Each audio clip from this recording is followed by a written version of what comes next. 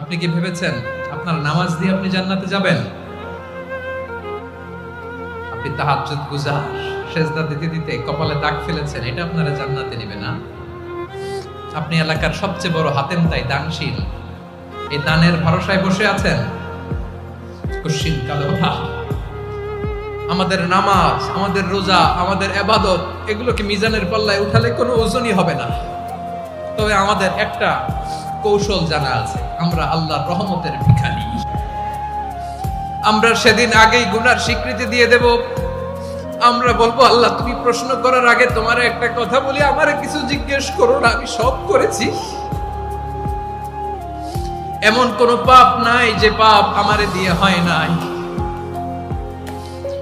তোমার রহমত দিয়ে তুমি জান্নাতে পাঠাবা, তোমার দয়ায় জান্নাতে যেতে চাই, আমল দিয়ে না। পারবেন বলতে?